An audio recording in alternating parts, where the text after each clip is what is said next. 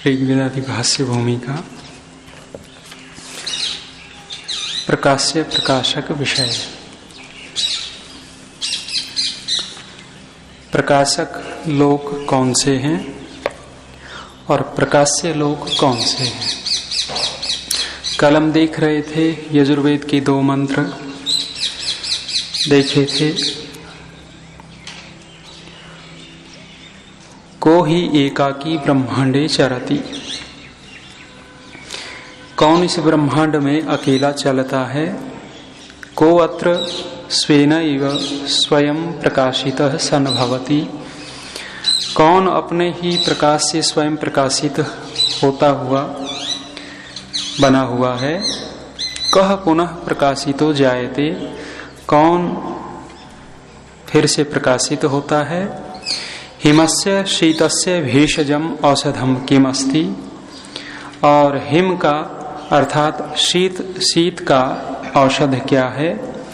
तथा बीज रोपणार्थम महत् क्षेत्रम इव किम अत्र भवतीति प्रश्नाश्चत्वारः, और बीज के रोपण के लिए वपन के लिए सबसे बड़ा क्षेत्र कौन सा है? ये 4 प्रश्न किए गए हैं।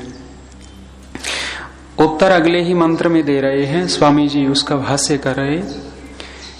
एषाम क्रमेण उत्तराणि, इनका क्रम से उत्तर है। अस्मिन् संसारे सूर्य एकाकी चरति, इस संसार में सूर्य अकेला चलता है।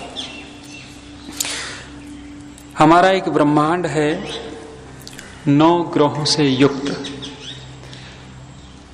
अब हम ये कहें कि सूर्य अकेला चलता है, क्या सूर्य के साथ दूसरे ग्रह नहीं चलते? सभी चलते। सौर परिवार बोलते हैं, सौर परिवार है और वो सौर परिवार सूर्य के साथ साथ रहता है। क्या सूर्य अकेला चलता है फिर? लेकिन यहां कहा है कि सूर्य अकेला चलता है। जैसे कल हम चर्चा कर रहे थे वो गाय की, गाय अकेली चलती है, वो परवाह नहीं है किसी की, जहां जाना है उधर ही चलती है, दूसरी तो अपने आप चलती है उसके पीछे पीछे, तो अकेली चलती है। बहुत सारे महापुरुष आपने देखे होंगे कि अकेले चलते हैं, दूसरों की उनको आवश्यकता नहीं होती। दूसरों की माने मनुष्यों की, वहां परमेश्वर की तो उनको आवश्यकता रहती ही है। परमेश्वर समर्पण हो जाता है तभी वो महापुरुष अकेला चलता है, अपने दम पर चलता है। वो क्या कहते हैं? सिंहों के लहड़े नहीं, हंसों की नहीं पांक, लालों की नहीं बोरियां, और साधु चले न जमात। ऐसा बना रखा है। सिंहों के लहड़े माने झुंड नहीं होते सिंह के, शेर के। शेर चलता है तो अकेला चलता है, झाड़ियां तोड़ ताड़ करके अपनी लीक अपने आप बनाता है। झुंड किनके होते हैं? भेड़ के झुंड मिलेंगे, सुअरों के झुंड मिलेंगे, गधों के झुंड मिलेंगे, झुंड बतेरे। लेकिन सिंहों के लहड़े नहीं, शेर का झुंड कम मिलेगा, देखने को नहीं मिलता। शेर वो जो बबर शेर होता है ना, वो बालों वाला, कहते हैं अकेला ही होता है। हंसों की नहीं पांक, और हंस भी कहते हैं कि कोई कोई मिलता है, कहीं कहीं सुना है, हमने तो देखा तक नहीं, तो वो भी अकेला दुकेला कहीं होता है। लालों की नहीं बोरियां, और लाल सुनते हैं, वो भी नहीं देखा कभी। बूढ़े बूढ़े लोग कहा करते थे लाल होता है, उसकी भी कहते हैं बोरियां नहीं होती। गेहूं की बोरियां मिलेंगी आपको, अनाज की बोरी मिल जाएगी। और साधु चले न जमात, जो साधु होता है वो जमात में नहीं चलता। जैसे वो हरिद्वार में आप जाएंगे और पता लग जाए कि भंडारा है, एक को पता लगा था 150 लाल लाल कपड़े वाले मिलेंगे, साथ में वो दंड मिलता है। तो सूर्य एकाकी चरति, सूर्य इस संसार में अकेला विचरण करता है, बाकी तो उसके सहचारी हैं। स्वयं प्रकाशमानः सन अन्यान सर्वान लोकान प्रकाशयति, और वो सूर्य स्वयं प्रकाशमान होकर के दूसरे लोकों को प्रकाशित करता है। तस्य एव प्रकाशेन चंद्रमा पुनः प्रकाशितो जायते, और उसी के प्रकाश से चंद्रमा पुनः प्रकाशित होता है। चंद्रमा की जो कलाएं हैं वो जो घटती बढ़ती दिखती हैं उसी को पुनः पुनः प्रकाशित होना कहते हैं कि बार बार चंद्रमा उसी के प्रकाश से प्रकाशित हो रहा है।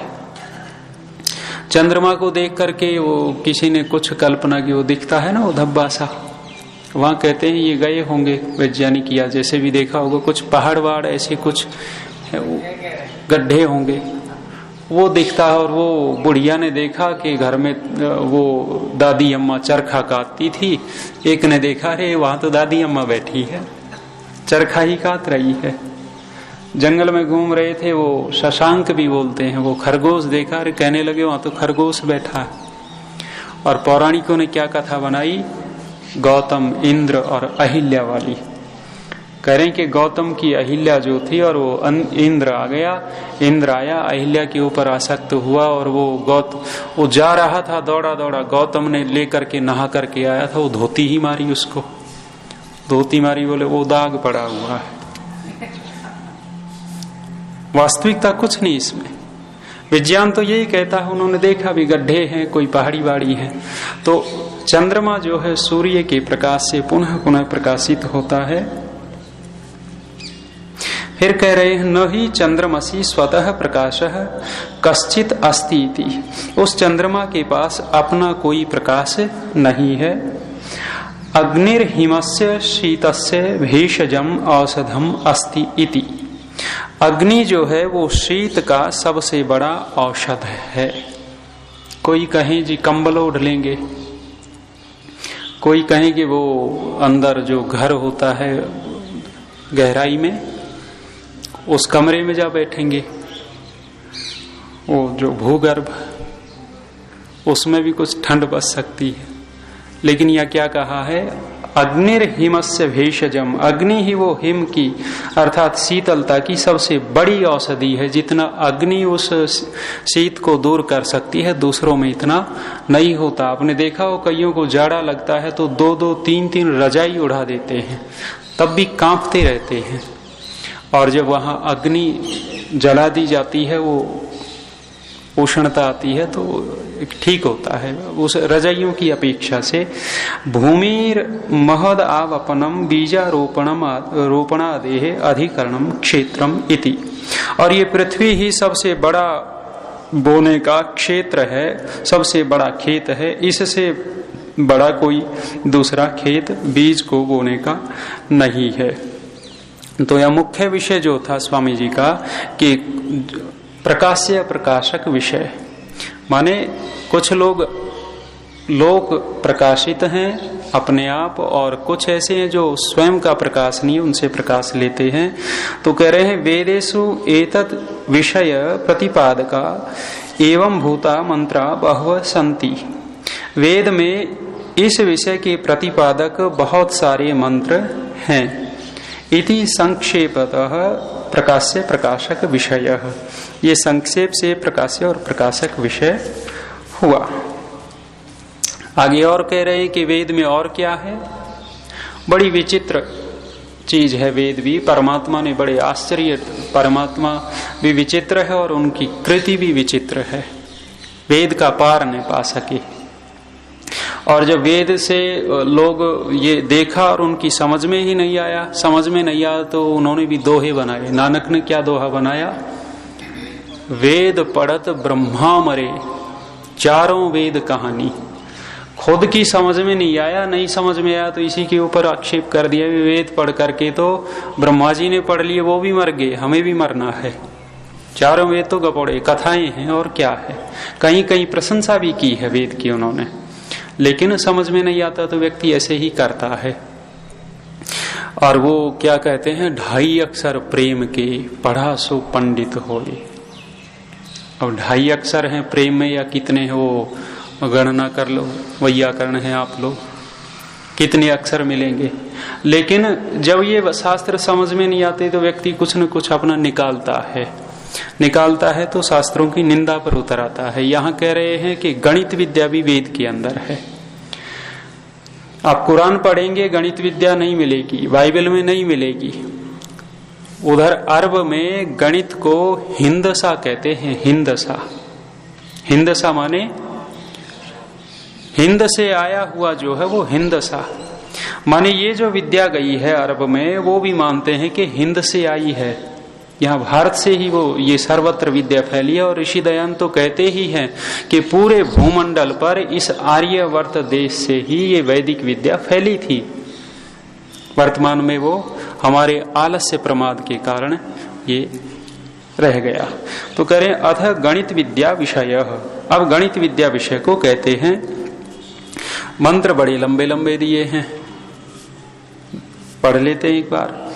एकाच में तिस्रश्च में, तिस्रश्च में पंचच में, पंचच में सप्तच में, सप्तच में नवच में, नवच में एकादशच में, एकादशच में त्रयोदशच में, त्रयोदशच में पंचदशच में, पंचदशच में सप्तदशच में, सप्तदशच में नवदशच में, नवदशच में एकविंशतिश्च में, एकविंशतिश्च में त्रयोविंशतिश्च में, त्रयोविंशतिश्च में पंचविंशतिश्च में, पंचविंशतिश्च में सप्तविंशतिश्च में, सप्तविंशतश्च में नवविंशतिश्च में, नवविंशतिश्च में एकत्रिंशच्च में, एकत्रिंशच्च में त्रयस्त्रिंशच्च में यज्ञेन कल्पताम। बड़ा मंत्र है, इसलिए यजुर्वेद को क्या कहते हैं? पद्यात्मक है। एक गद्य गद्यात्मक, गद्य और पद्य दो होते हैं, तो यजुर्वेद में गद्य मिलते हैं। तो बड़ा लंबा मंत्र है, गणित विद्या सिखा रहे हैं। वो घर पे लड़का आया स्कूल से, पिताजी से नाराज। पिताजी से नाराज इसलिए था कि गणित विद्या का अध्यापक था, वो गणित पढ़ाता था। नाराज होकर के कहने लगा कि पिताजी, फलानी की माँ संस्कृत पढ़ाती है और अपने बच्चों से संस्कृत में बात करती है, और फलाने का अध्यापक हिंदी का है और हिंदी में बात करता है, और मैंने एक और मैडम को देखा अंग्रेजी में पढ़ाती है, अंग्रेजी की अध्यापिका है और अंग्रेजी में बात करती है अपने बच्चों से, और आप गणित के अध्यापक और गणित में बात नहीं करते।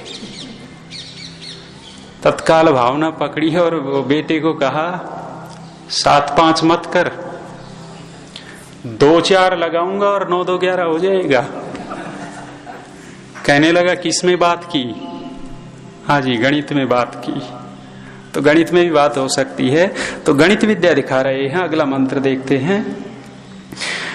चतस्रश्च में अष्टौच में, अष्टौच में द्वादशच्च में, द्वादशच्च में षोडशच्च में, षोडशच्च में विंशतिश्च में, विंशतिश्च में चतुर्विंशतिश्च में, चतुर्विंशतिश्च में अष्टाविंशतिश्च में, अष्टाविंशतिश्च में द्वात्रिंशच्च में, द्वात्रिंशच्च में षट्त्रिंशच्च में, षट्त्रिंशच्च में चत्वारिंशच्च में, चत्वारिंशच्च में चतुर्चत्वारिंशच्च में, चतुर्चत्वारिंशच्च में अष्टाचत्वारिंशच्च में यज्ञेन कल्पताम। 2 मंत्र लंबे लंबे दिए स्वामी जी ने। भाष्यम करें। अभिप्राय अनयोः मंत्रयोः मध्ये खलु ईश्वरेण अंक बीज रेखा गणितम प्रकाशितम इति। गणित 3 प्रकार का रख दिया इन्होंने। स्वामी जी कह रहे हैं कि इन मंत्रों के अंदर ईश्वर के द्वारा अंक गणित, बीज गणित और रेखा गणित का प्रकाश किया है। अंकों में हम अपना हिसाब किताब करते हैं, और बीज जो वो अ जमा ब इत्यादि, और रेखा त्रिभुज चतुर्भुज इत्यादि से हम अपना व्यवहार करते हैं। तो वो 3 प्रकार का गणित ये दिया। एकार्थस्य या वाचिका संख्या अस्ति। करें एक अर्थ के जो कहने वाली संख्या है वो सा एकेन युक्ता द्वौ भवतः। माने एक से मिल करके दो हो जाती है। एक धन एक बराबर दो, ये दिया। यत्र द्वौ एकेन युक्तौ सा त्रित्ववाचिका, और वो दो धन एक मिलकर के तीन की वाचिका वो संख्या हो जाती है। द्वाभ्याम द्वौ युक्तौ चत्वारः, और दो से मिलकर के चार हो जाता है। एवं तीसरे भी त्रित्व संख्या युक्ता षट, और तीन से मिलकर के 6 हो जाता है। एवं चतस्र च में पंच च में इत्यादिषु परस्परम संयोगादि क्रियया अनेक विधा अंकैर गणित विद्या सिद्ध्यति। करें इसी प्रकार आगे जो दिए हैं 4 से मिलकर के 5 से मिलकर के इत्यादि, वो इसे अंक गणित विद्या सिद्ध होती है। अन्यत खलु अत्र अनेक चकाराणाम पाठात मनुष्यैः अनेक विधा गणित विद्या संतीति वेद्यम। करें और जो इस मंत्रों में दोनों में जो चकार पढ़े गए हैं, इनसे मनुष्यों के द्वारा अनेक प्रकार से गणित विद्या जाननी चाहिए। अब जैसे बहुत सारी बुद्धि लगाइए, वेद में तो मूल मंत्र हैं और गणित के तो इतने सूत्र हैं, सबसे ज्यादा बुद्धि का जो व्यायाम होता है, बुद्धि की कसरत होती है, इस गणित विद्या से बहुत बुद्धि की कसरत होती है। और जो गणित विद्या में निपुण होता है उसकी बुद्धि भी बहुत तेज तीक्ष्ण मिलेगी। कहते हैं ना कोशाग्र बुद्धि, पैनी बुद्धि हो जाती है गणित विद्या से। बहुत सारे आपने देखे होंगे छात्र, वो कुछ तो वो अलग अलग वो लेते हैं ना विषय, कोई विज्ञान विषय लेता है, कोई ये इतिहास का विषय लेता है, कोई दूसरे लेते हैं। तो इतिहास के विषय को सबसे कमजोर माना जाता रहा है। क्यों? क्योंकि वहां बुद्धि की कसरत बहुत कम होती है। बाबर आया, बाबर का इतना ऊंचा वो चबूतरा था, वहां बैठता था, दरबारी इधर बैठते थे, तो वो सेना उधर बैठती थी। इसमें बताओ कौन सी बुद्धि लगनी है? कथा कहानियों जैसा वो इतिहास पढ़ दिया जाता था, सुन लिया जाता था, लेकिन फिर भी वो भी आवश्यक था, इसलिए लगा रखा है, पढ़ते हैं। लेकिन जितनी बुद्धि इस गणित विद्या में खर्च होती है, गणित के आधार पर ही शायद विज्ञान भी टिका होगा। जो साइंस है अब ये चलता है, वैज्ञानिक लोग भी गणित के आधार पर ही परस्पर चलते होंगे। तो करें सा इयम गणित विद्या वेदांगे ज्योतिष शास्त्रे प्रसिद्धा अस्ति अतः नत्र लिख्यते। करें ये गणित विद्या वेद के अंग जो ज्योतिष शास्त्र है, उस ज्योतिष शास्त्र में प्रसिद्ध है, बताई गई है, इसलिए यहाँ नहीं लिख रहे। ज्योतिष शास्त्र, सूर्य सिद्धांत इत्यादि पुस्तक आपने पढ़ी देखी होंगी, उनमें वो सारा का सारा गणित विद्या लिखी हुई है। जब नारद सनत कुमार जी के पास गए हैं तो सनत कुमार जी ने पूछा भी क्या क्या पढ़े हो? नारद जी ने 14 प्रकार की विद्याएं गिनाई। अध्यात्म और व्यवहार विद्या कुछ पढ़े हुए थे, लेकिन उनके अतिरिक्त बहुत सारी विद्याएं उन्होंने गिनाई हैं कि मैं सर्प विद्या जानता हूं, मैं नक्षत्र विद्या जानता हूं, और भी अनेकों विद्याएं गिनाई। तो नक्षत्र विद्या भी वहां लिखी हुई है, और ये नक्षत्र विद्या आपका ज्योतिष शास्त्र में है, गणित विद्या वही है। तो वहां लिखा हुआ स्वामी जी कह रहे हैं, परंतु ईदृशा मंत्रा ज्योतिष शास्त्रस्थ गणित विद्याया मूलम इति विज्ञायते। कह रहे हैं लेकिन ये जो 2 मंत्र दिए हैं, इस प्रकार की विद्या मंत्र जो है, इसमें केवल मूलम इति विज्ञायते, मूल जानना चाहिए, संकेत मात्र जानना चाहिए। इयम अंक संख्या निश्चितेषु संख्यात पदार्थेषु प्रवर्तते, ये च अज्ञात संख्या पदार्थाः तेषां ज्ञानार्थम बीजगणितम प्रवर्तते। बीजगणित की बात कर रहे हैं। बीजगणित में क्या होता है? मान लो ये कैसा है? मान लो ऐसा है कि किसी का पिता न हो और कह रहे हो मान लो, लेकिन ऐसा होता नहीं। पिता तो जब पुत्र है तो पिता था, निश्चित है। चलिए कल देखेंगे। शांति पाठ। ओम द्यौः शान्तिरन्तरिक्षं शान्तिः पृथिवी शान्तिरापः शान्तिरोषधयः शान्तिः वनस्पतयः शान्तिर्विश्वे देवा शान्तिः ब्रह्म शान्तिः सर्वं शान्तिः शान्तिः सामा शान्तिरेधि। ओम शांति शांति शांति। सबको सादर नमस्ते।